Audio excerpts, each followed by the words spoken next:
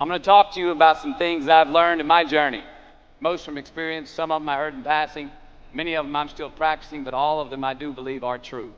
Life is not easy. It is not. Don't try to make it that way. Life's not fair. It never was. It isn't now, and it won't ever be. Do not fall into the trap, the entitlement trap, of feeling like you're a victim. You are not. Get over it. Get on with it.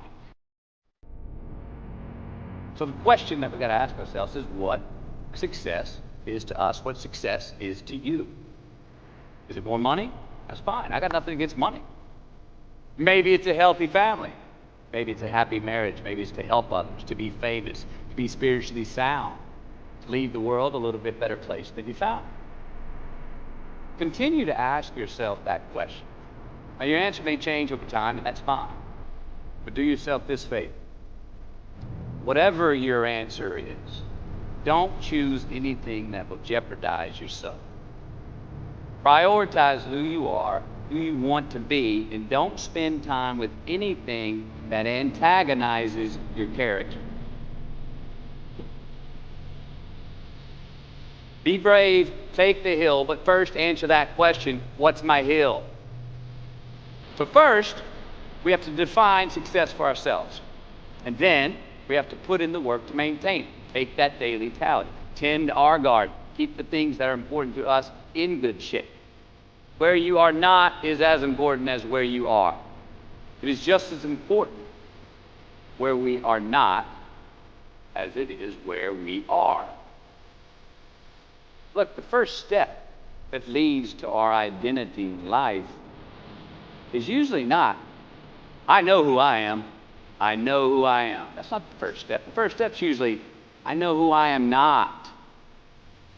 Process of elimination. Defining ourselves by what we are not is the first step that leads us to really knowing who we are. You know that group of friends that you hang out with that they really might not bring out the best in you? You know, they gossip too much or they're kind of shady. They really aren't going to be there for you in a pinch. Or how about that bar we keep going to that we always seem to have the worst hangover from?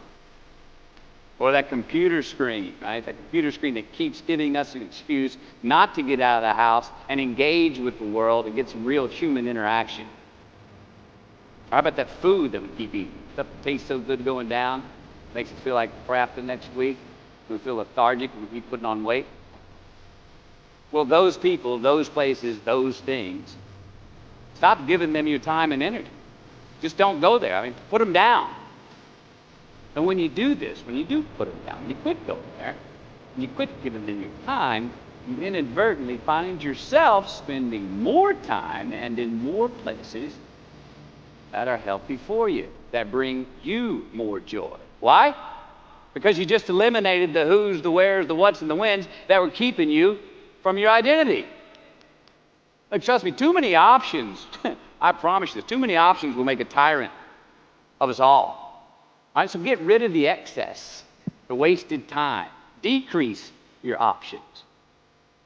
If you do this, you will have accidentally, almost innocently, put in front of you what is important to you by process of elimination. Knowing who we are is hard. It's hard. Give yourself a break. Eliminate who you are not first. You're going to find yourself where you need to be.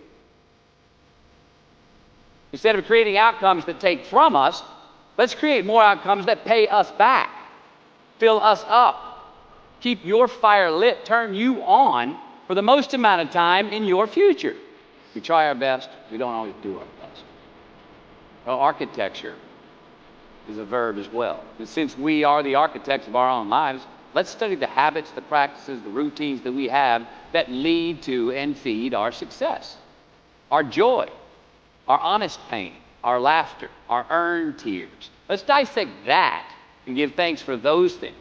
And when we do that, guess what happens? We get better at them, and we have more to dissect. Be discerning. Choose it because you want it. Do it because you want to. We're going to make mistakes. You got to own them. Then you got to make amends. Then you got to move on. Guilt and regret kills many a man before their time. So turn the page, get off the ride. You are the